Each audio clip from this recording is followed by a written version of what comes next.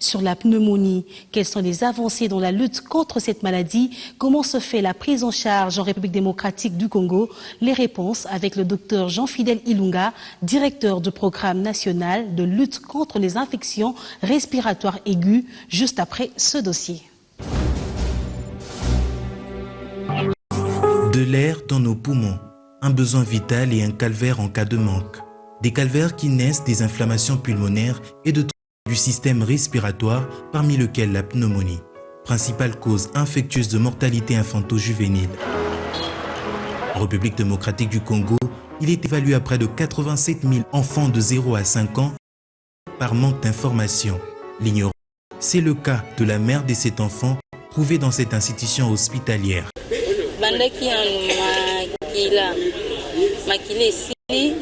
Je ne comprenais pas ce qui arrivait à mon enfant. Il faisait des fortes fièvres et respirait difficilement. Je suis vite venue à l'hôpital pour une transfusion. À la consultation, le médecin m'a dit qu'il souffre de la pneumonie.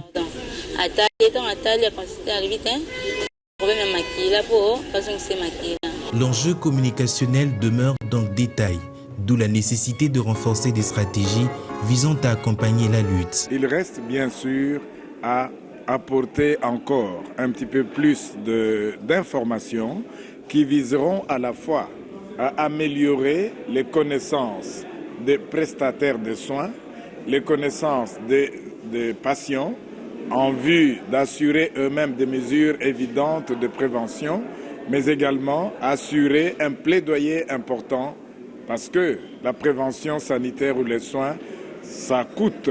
Ça a un coût et ce coût nécessite une mobilisation importante des bailleurs de fonds qui peuvent accompagner ce programme. Une pathologie primaire, elle peut être causée par divers facteurs, notamment l'exposition à la fumée et la promiscuité.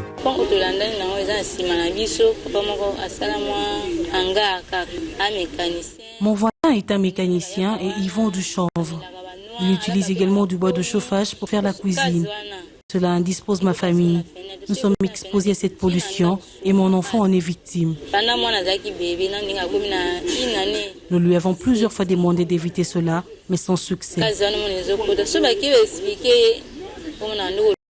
Le vaccin serait un atout majeur dans la lutte contre cette maladie, mais des pratiques simples à accomplir peuvent également concourir à l'éradication de la pneumonie, telles que l'aération de la maison, la protection stricte des enfants contre la poussière et la fumée. En cas d'apparition des symptômes, il faudrait donc se rendre au centre de santé le plus proche. Car tôt la pneumonie est détectée, une meilleure prise en charge sera assurée. Je reçois sur ce plateau le docteur Jean-Fidèle Ilunga, directeur du programme national de lutte contre les maladies respiratoires aiguës. Bienvenue dans Check-up. Merci beaucoup, madame. Docteur, pour commencer, est-ce que la pneumonie est un réel problème de santé publique? Un très grand réel problème de santé publique, surtout pour les enfants âgés de moins de 5 ans. Ça ne pardonne pas, c'est quelque chose de très foudroyant. Qu'est-ce qui vous fait dire ça, que ça ne pardonne pas? Quelle est la situation en République démocratique du Congo ici? La situation, c'est que chez les enfants âgés de moins de 5 ans, nous avons dans ce pays à peu près 1 500 000 enfants qui font la pneumonie chaque année. Et tu t'imagines 1 500 000, c'est beaucoup d'enfants. Et ça nécessite beaucoup de moyens pour le prendre en charge. Et parmi ces enfants-là, environ 15% de ceux qui meurent dans cette tranche d'âge meurent de la pneumonie. 15% des enfants qui meurent pour une pneumonie, pour une maladie, c'est beaucoup d'enfants. Donc voilà pourquoi c'est très sérieux comme maladie. C'est très sérieux et c'est vrai que c'est beaucoup, 15%, c'est quand même alarmant. Est-ce qu'on peut savoir ce qui est déjà fait pour pouvoir éradiquer cette maladie? Bon, il y a beaucoup de stratégies qui sont mises en place. Hein. Vous savez, c'est ce qu'on va parler peut-être vers la fin. Il y a d'abord la vaccination. Quand on vaccine chaque enfant avant l'âge de 12 mois et qu'il a reçu tous les vaccins qui sont prévus dans le calendrier, nous avons des vaccins très efficaces qui peuvent protéger l'enfant contre les maladies respiratoires, dont la pneumonie essentiellement. Et il y a également le fait de l'allaitement maternel exclusif. Vous savez que si on nourrit l'enfant au sein de sa mère pendant les 6 premiers mois avec le lait de la mère, nécessairement, ça peut diminuer cela. Mais il y a également toute l'organisation de la prise en charge au niveau des hôpitaux, au niveau des centres de santé et même au niveau de la communauté. Mais ce sont des choses qui se font déjà, l'allaitement exclusif, on en parle, c'est presque toutes les femmes aujourd'hui qui acceptent d'allaiter exclusivement leurs enfants, la vaccination des routines, les campagnes de vaccination se font également, mais qu'est-ce qui justifie au fait ce pourcentage? Maintenant, ce sont les couvertures. Qui sont faibles. Qui sont encore faibles. Vous savez, quand on parle d'allaitement maternel, on est à combien? 48% de femmes qui allaitent leur bébé jusqu'à l'âge de 6 mois. Pour la RDC, c'est encore fait moins de 50%. Et pour avoir un bon impact, il faut atteindre 90%, 100%. Quand nous prenons les couvertures vaccinales, en termes de ce qui protège vraiment la pneumonie, on n'a pas encore atteint les 90% de couverture. Et donc, nous connaissons ce qu'il faut faire. Il y a ce qui est fait, mais maintenant, les questions de couverture continuent à poser des problèmes et les problèmes restent encore épineux dans le pays. Comment se fait la prise en charge en République démocratique du Congo en cas de pneumonie? La pneumonie, il faut d'abord reconnaître la maladie elle-même. Ça veut dire que l'enfant, la famille doit avoir une connaissance pour dire que maintenant, ça ne va pas avec cet enfant, je dois aller à l'hôpital. Et le premier niveau de soins, c'est le centre de santé. Un enfant qui tousse, qui commence à respirer mal, tout ce qu'on fait, c'est que les parents doivent d'abord l'amener au niveau d'un centre de santé. Et le centre de santé va apprécier le cas, ils examinent l'enfant, nous avons mis des standards, nous avons mis, ce que je peux dire, les directives de prise en charge au niveau des centres de santé, et l'infirmier va suivre ces directives-là. Si c'est un cas simple que lui, il peut prendre en charge, il va lui donner des antibiotiques au niveau du centre de santé, il va suivre l'enfant. Mais si c'est un cas grave, il va le référer au niveau de l'hôpital et ça nécessite encore beaucoup plus d'autres médicaments et d'autres moyens pour prendre cet enfant-là en charge. En tant que directeur du programme national de lutte contre les maladies respiratoires, est-ce que vous pouvez affirmer sur ce plateau que la prise en charge est faite correctement? Parce que selon les dernières tendances, l'OMS dit que la pneumonie est classée parmi les premières maladies qui causent la mortalité des enfants de 0 à 5 ans. Vous, qu'est-ce que vous pourriez dire par rapport à cela? Ce que je peux dire, c'est qu'il y a ce qui est fait. Comme je dis, nous avons encore des problèmes sérieux de couverture.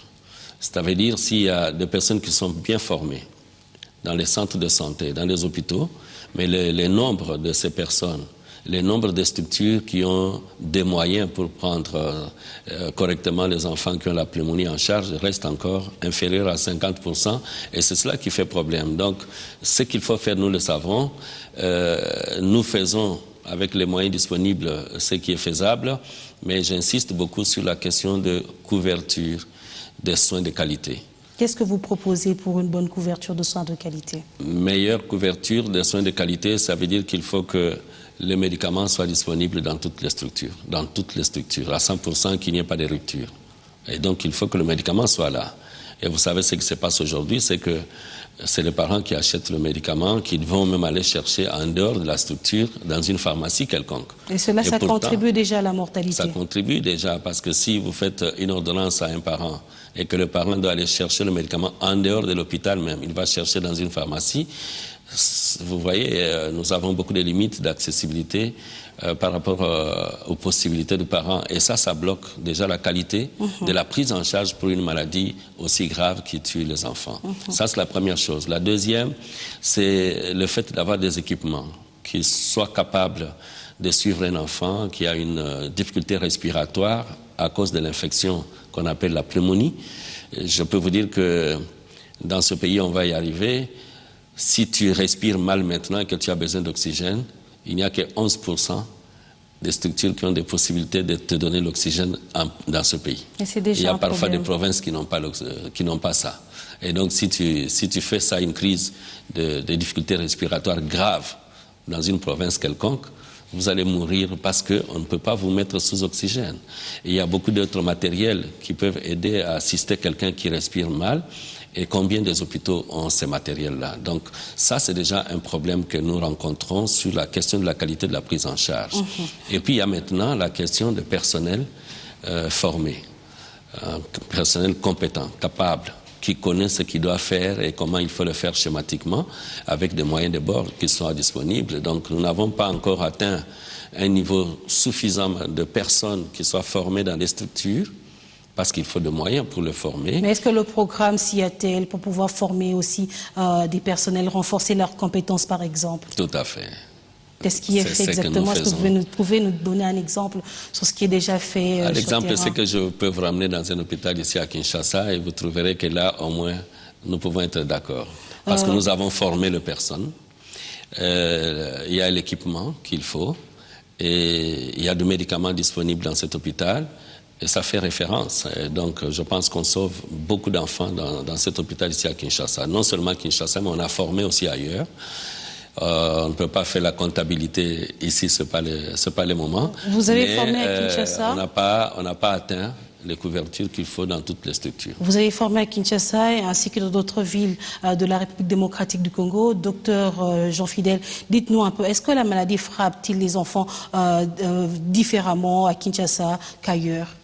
Oui, en fait, c'est une maladie qui frappe beaucoup plus en milieu rural qu'en milieu urbain.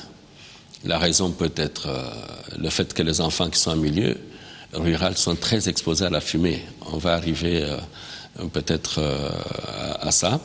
L'habitat des milieux ruraux, vous les connaissez, c'est des pailles, c'est des murs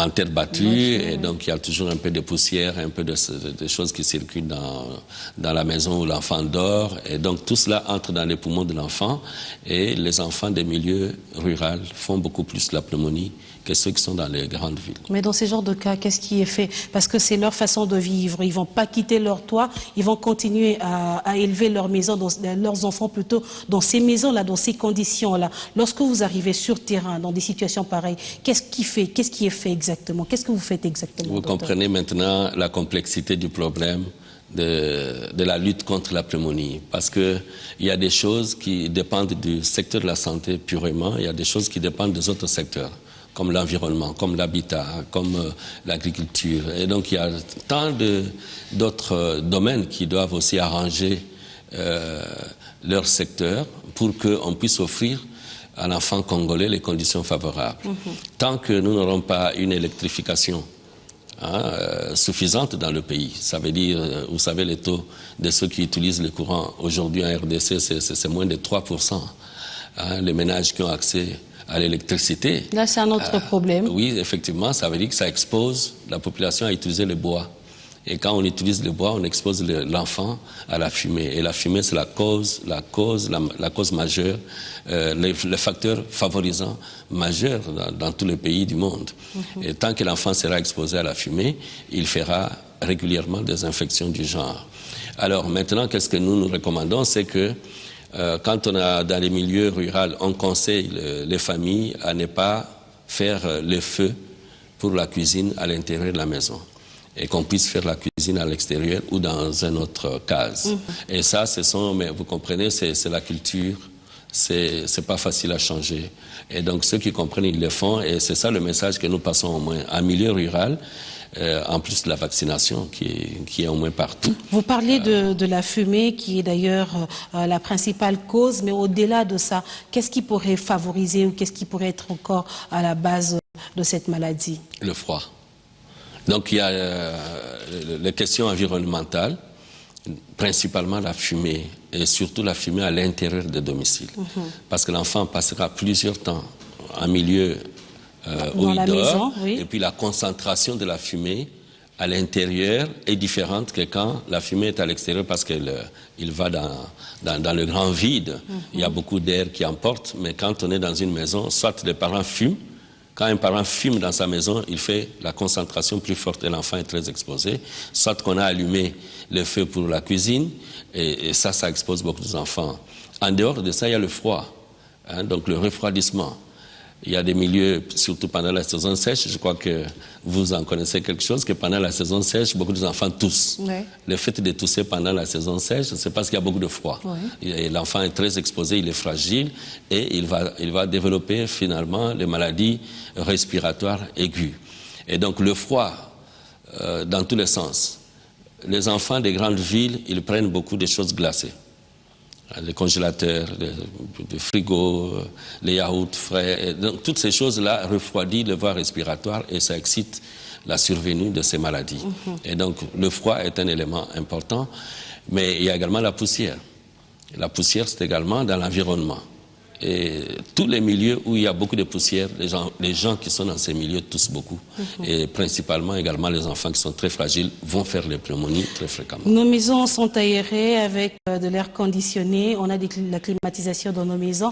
Et il y a même certains parents qui disent, eh ben, mon enfant a chaud, il est habitué à rester sous la clim. Quand il n'y a pas d'électricité, il fait chaud, il s'étouffe. Est-ce que cet enfant-là est peut-être susceptible de pouvoir faire la pneumonie? Je pense qu'il faut poser la question à ses parents. Hein. Tous les enfants qui sont sous clim, ce sont eux-là qu'on amène le plus possible, le plus fréquemment dans les consultations parce qu'ils ont un problème respiratoire. Et donc maintenant, c'est quelque chose de très bien quand dans des milieux où la chaleur est très forte. L'habitat est tel qu'on a des murs qui clôturent les parcelles. Il n'y a pas une aération naturelle, il n'y a pas des arbres dans les parcelles. Et donc, ce qui fait que toute notre... On recourt tous à ces appareils. Très compliqué. Donc, il faut recourir. Maintenant, il faut savoir, quand vous utilisez les climatiseurs, quelle est la température qu'un enfant peut supporter. Ça, c'est une chose. Si vous réglez à une température qui vous plaît, vous, hein, parce que vous voulez imiter, alors ça va beaucoup frapper l'enfant et l'enfant va faire la pneumonie. Également, il faut voir quelles sont les heures, hein, parce que quand vous mettez le clim tout 24 sur 24, et pourtant, tard un peu dans les nuits, autour de 1h, 2h, 3h, il y a un petit refroidissement dans certains milieux. Et si vous avez maintenu la même température de climatiseur, ça va faire l'ensemble, et l'ensemble va faire un grand froid pour l'enfant, et l'enfant, lui, il va développer la pneumonie. Donc tout ça, c'est des choses, des matières sur lesquelles la population doit être éduquée, informée pour savoir c'est bien d'utiliser les clims dans les conditions où nous sommes, mais quelle est la meilleure température, à quel moment faut-il utiliser les clims, et comment est-ce qu'il faut exposer l'enfant à ces clims-là. Docteur, si aujourd'hui on doit vous demander de pouvoir énumérer ou de pouvoir expliquer un tout petit peu 5 innovations qui peuvent permettre à ce qu'on puisse combattre cette maladie, que diriez-vous? Ah oui, ça c'est la chanson de cette année. Hein. Donc maintenant, là, nous connaissons beaucoup de choses qui peuvent aider nos pays à combattre la pneumonie. Ça, nous connaissons. Mais on veut focaliser sur 5 choses. C'est ce qu'on appelle les innovations, qui peuvent être innovations, tout comme ça peut être les points clés. Les points clés. Je crois que les points clés. Alors, le premier point clé, c'est que chaque mère, chaque parent doit savoir que si il amène son enfant et qu'on le vaccine, donc la vaccination pour nous est un premier point clé. Si l'enfant est vacciné contre les microbes qui donnent la pneumonie, l'enfant aura moins de chances de faire la pneumonie. Encore faudrait-il que la couverture vaccinale soit nationale. Maintenant, c'est la mère. Parce qu'il y a beaucoup de mères qui hésitent d'amener les enfants. Mais en termes de disponibilité de vaccins, le vaccin, au moins pour la RDC, on peut dire qu'il est disponible. Mais c'est les parents. Il y a des parents qui n'arrivent. Sans vous interrompre, docteur, y a-t-il un vaccin contre la pneumonie? Oh, oui. C'est lequel? L'antipneumocoque, l'anti-hémophilus influenzae. Et ce sont les deux microbes les plus virulents et les plus fréquents qui causent la pneumonie chez l'enfant. Et maintenant, nous avons 2 vaccins qui, quand on donne à l'enfant, ça diminue l'apparition de la pneumonie chez cet enfant. Donc, notre premier champ de bataille, c'est vaccination. Ça, c'est première innovation. Que chaque mère, que chaque enfant sache qu'il doit être vacciné. C'est d'abord la mère qui doit faire vacciner son enfant. L'enfant est tout petit. Parce qu'il est tout petit. L'enfant ne décide pas. Vraiment. L'enfant ne décide pas. Et donc, c'est la mère qui doit savoir que je dois amener mon enfant pour cette innovation. Parce que maintenant, la RDC a 2 vaccins importants. Et c'est si chaque enfant est vacciné, même s'il est exposé à d'autres facteurs, mais il va quand même se défendre. C'est comme on dit, la vaccination immunise l'enfant. Voilà. Donc, ça, c'est notre première innovation. Deuxième innovation, c'est le foyer amélioré, pour limiter l'exposition des enfants à la fumée. Le foyer amélioré, c'est quoi? Vous voyez nos braseros, vous voyez comment est-ce qu'on fait la cuisine traditionnelle avec les 3 pierres, et puis on met le bois. Alors, ça expose beaucoup les enfants à la fumée. Parce que la fumée se propage, en fait. La fumée, c'est dangereux. S'il y a une chose qui est plus dangereuse pour les voies respiratoires, c'est la fumée. Et une chose que vous devez savoir, c'est que même si tous les autres organes se ferment ou arrêtent un peu, se reposent, mais la respiration ne s'arrête pas. Même quand on dort, même quand on dort. Et respirer, ça veut dire quoi? C'est être en contact avec son environnement, avec l'air. Et si l'air est pollué, ça fait 24 sur 24, 30 sur 30, 12 mois sur 12 que vous continuez à emmagasiner des choses là à l'intérieur et ça va vous donner cette maladie. Donc, il faut limiter le plus possible l'exposition à la fumée en utilisant ce que nous appelons aujourd'hui les foyers améliorés. Les foyers améliorés, c'est le remplacement de brasero, c'est le remplacement de ce dispositif des 3 pierres avec le bois par un système qui utilise le bois, qui utilise la braise, mais avec moins de fumée. Et donc, on a maintenant des dispositifs de brasero qui sont très performants et qui utilisent le bois. Vous mettez le bois dedans, mais vous n'avez pas de fumée. Mais parce que la fumée est concentrée. Oui, elle est... Mais est-ce que là, c'est pas mauvais pour les aliments que vous allez consommer? Non. Ça va pas sentir l'odeur de la fumée? Non, ça ne fait pas la fumée. C'est-à-dire que le système est tel que c'est plutôt seulement le feu qui entame le bois, mais le bois ne dégage pas. Troisième innovation, c'est que chaque famille, chaque mère doit reconnaître le diagnostic de la pneumonie. Alors, ça, c'est une innovation. Puisque vous en parlez, docteur, dites-nous comment diagnostiquer la pneumonie déjà chez soi à la maison. Facile. Ça veut dire, ton enfant tousse. Si tu vois que l'enfant tousse, ça va. Ça peut ne pas être une pneumonie. Mais si l'enfant commence à respirer rapidement, ça devient un deuxième signe que chaque mère doit se dire, mais mon enfant toussait, mais maintenant il respire vite, rapidement, c'est un deuxième signe important. Mais si encore, en plus de ces 2 signes, vous voyez que les côtes de l'enfant, où la poitrine commence à s'enfoncer quand l'enfant respire, il n'y a pas question de radiographie. Une mère peut dire, maintenant mon enfant ici a une pneumonie. Vous voyez qu'on peut remettre le diagnostic même dans les bras de la mère. Et la mère peut déjà dire, non, ça c'est une pneumonie, je dois rapidement amener l'enfant. Donc le diagnostic doit être amené jusqu'au niveau des familles, au niveau du ménage. Ça c'est une innovation. Et en cas de problème pareil, qui consulter? Un généraliste? Oui. Tout infirmier est formé pour ça. Tout médecin est formé pour ça, commencer par quelque part, mais chacun a un niveau. Et chacun fera ce qu'il peut faire à son niveau. Quand il est dépassé, il va recourir à un autre niveau. Quand ce niveau donc c'est un peu étagé les soins. Alors ça, c'est notre troisième innovation. Et notre 4e innovation, c'est que quand l'enfant est traité, on a diagnostiqué, maintenant il y a un médicament qu'on appelle l'amoxicilline. Et la caractéristique de l'amoxicilline qui fait innovation, c'est l'amoxicilline comprimée, dispersible. C'est-à-dire qu'on peut le mettre dans l'eau, il se dissout. Alors, et ça c'est très facile parce qu'un enfant peut être guéri avec 3 comprimés. Tu vois, l'enfant on peut couper, et la famille dépensera moins d'argent pour les soins parce que ces comprimés coûtent d'abord moins cher, on peut les conserver plus facilement. Donc le traitement à l'amoxicilline, comprimé dispersible, devient une innovation. Ça va rendre le traitement disponible partout, jusqu'au niveau de la communauté. Alors, notre 5e innovation, c'est le fait qu'on doit rendre disponible l'oxygène, dont je parlais tout à l'heure. Ça veut dire pour un enfant qui a une pneumonie supportable, il n'a pas besoin d'oxygène. On va les soigner avec l'antibiotique dont je parlais, l'amoxicilline dispersible comprimée.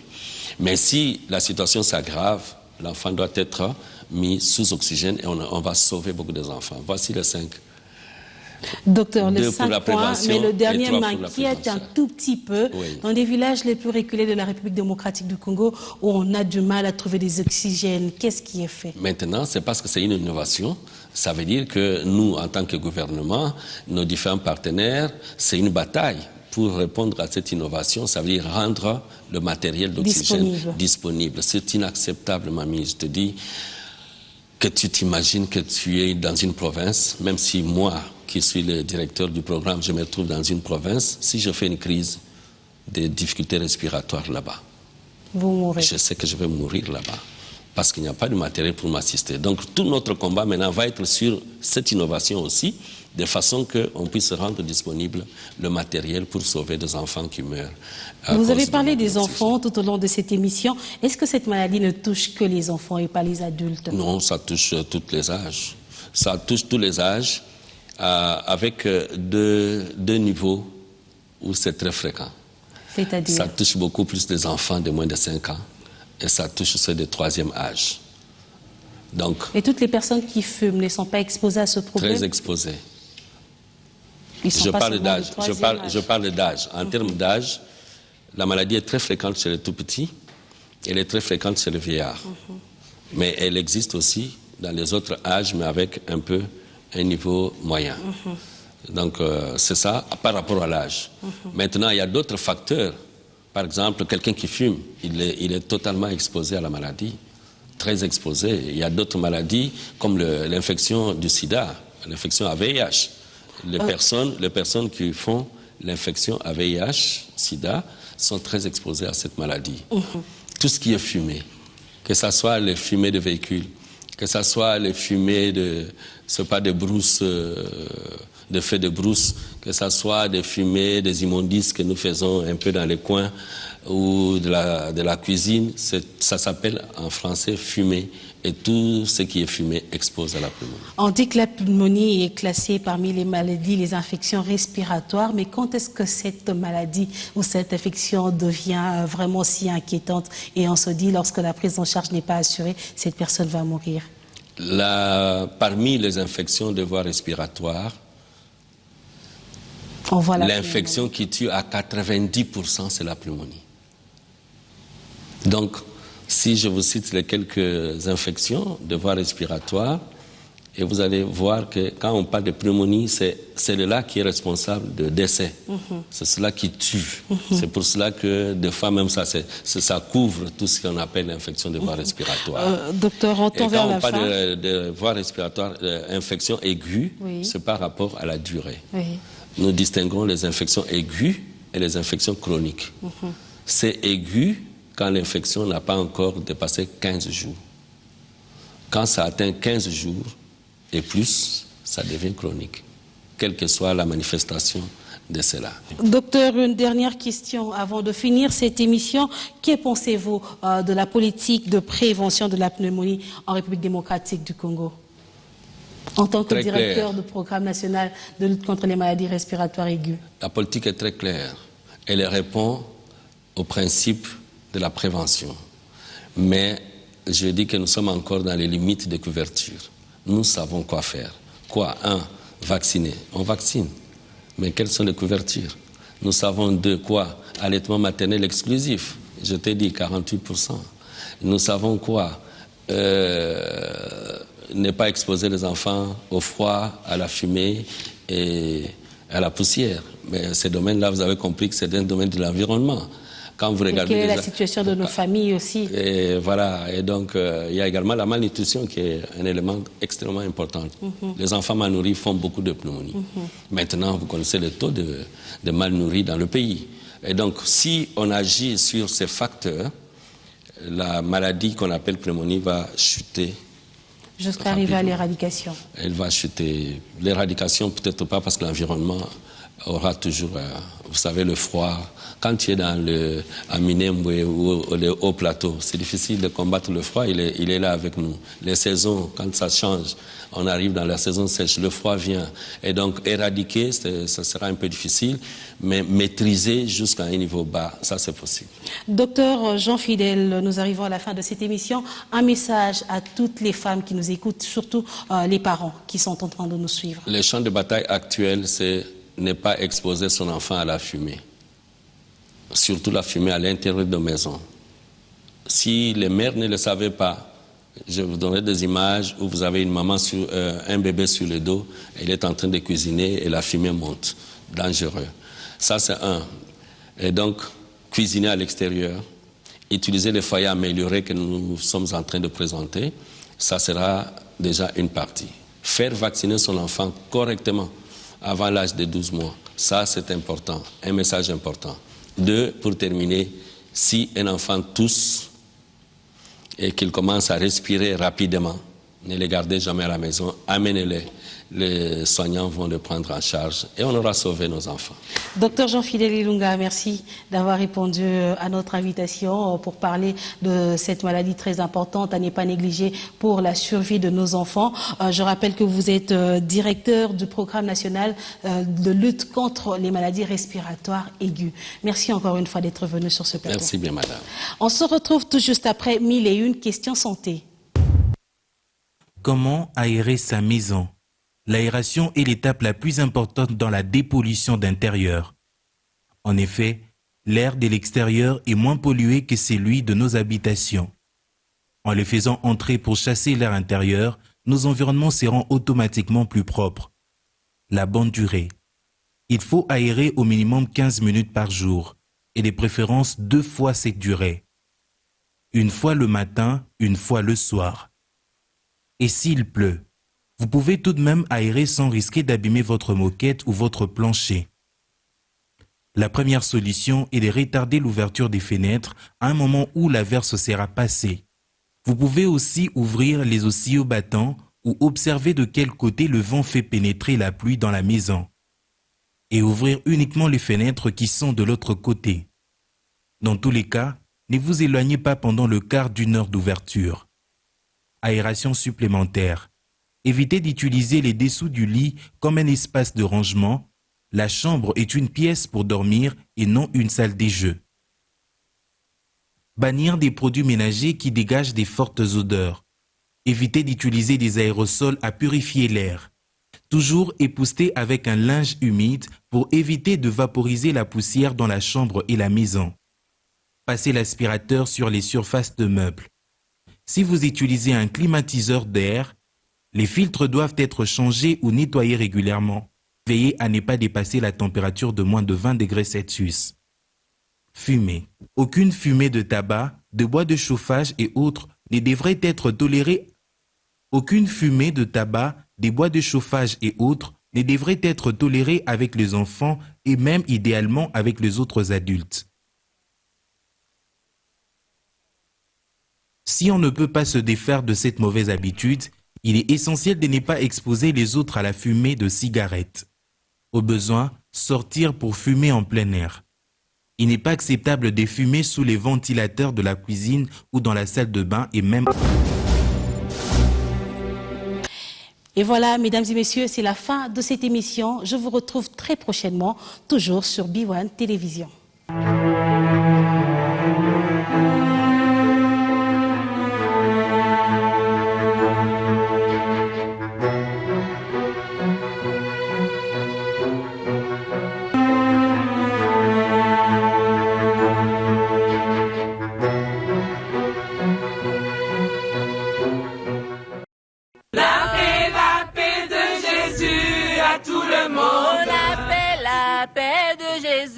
À tout le monde. La paix de Jésus à tout le monde. La paix de Jésus à tout le monde. La paix de Jésus à tout le monde. La paix de Jésus à tout le monde. La paix de Jésus à tout le monde. Oh, la paix de Jésus à tout le monde. La paix de Jésus à tout le monde. Oh, la paix de Jésus à tout le monde. La paix de Jésus à tout le monde. La paix de Jésus à tout le monde. La paix de Jésus à tout le monde. La paix de Jésus à tout le monde.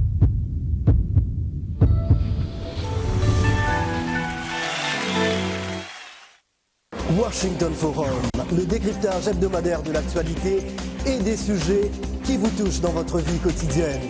Débat en profondeur, interactif, aller au-delà de la nouvelle. Une perspective à partir de Washington sur des questions importantes. De Kinshasa à Abidjan via d'autres capitales mondiales.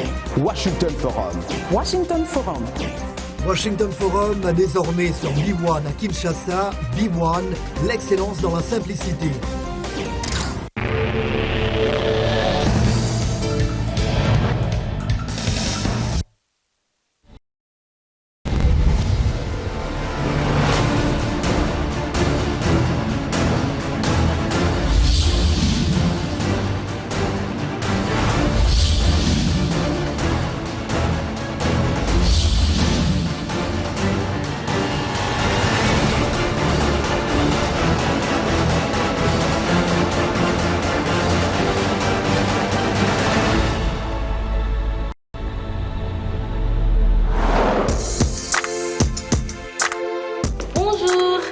Bienvenue dans Cuisine du Chef, un nouveau numéro, une nouvelle recette, mais attention, toujours le même chef.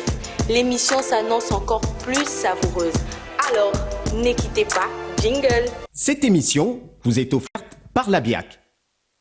Vous aviez été très nombreux à nous suivre le week-end passé. Nous vous en remercions et nous vous promettons encore plus de saveurs, plus de couleurs.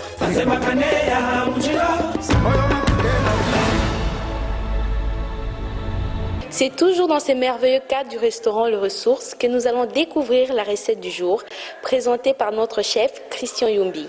Christian Babi Youmbi, chef étoilé, récemment élu Star Chef d'Afrique, nous reçoit dans sa belle cuisine du restaurant Ressources. N'oubliez pas la rubrique bonus avec le rhum Quilou, la traditionnelle question du jour. Mais évidemment, avant ça, notre invité qui viendra déguster et nous donner ses impressions. Place au chef.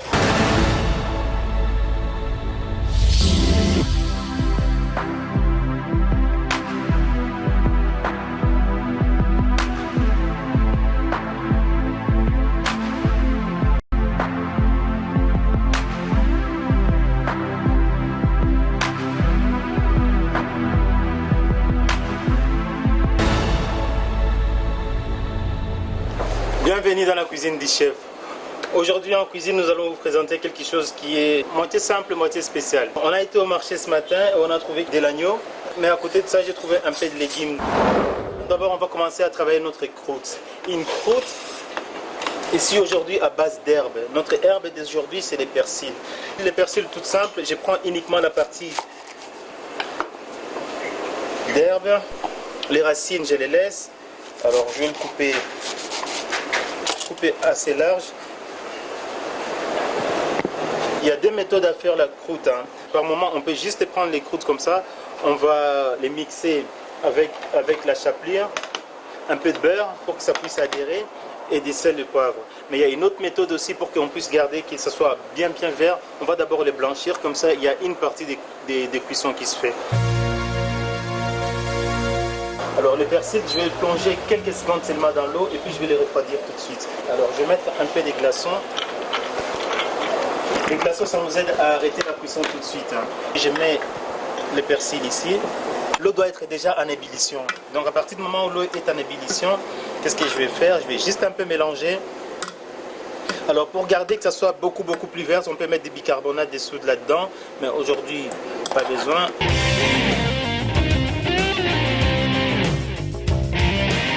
Quand je sors de l'eau chaude, je passe tout ça à l'eau froide, j'ajoute des glaçons. Les glaçons stoppent la cuisson et c'est ça qui bloque la coloration verte des persils. Alors, pendant que j'ai refroidi mes persils, je vais réaliser ce qu'on appelle chez nous un caviar d'aubergine. Un caviar d'aubergine, c'est une sorte de purée d'aubergine qui s'est fait soit avec une cuisson ou alors soit on le fait dans les fours. Aujourd'hui, on va le mettre dans les fours. C'est tout simple. Donc l'aubergine ici, je les coupe à deux. Je sépare l'aubergine. Qu'est-ce qui se passe avec l'aubergine? L'aubergine change très vite de couleur. Quand vous travaillez l'aubergine, essayez de faire en sorte qu'il soit le plus rapidement travaillé. Ou alors vous mettez un peu de citron, un peu de jus de citron ici pour bloquer la coloration. Alors qu'est-ce que je vais faire ici? Je fais des petites saignées ici à l'intérieur pour que l'huile rentre.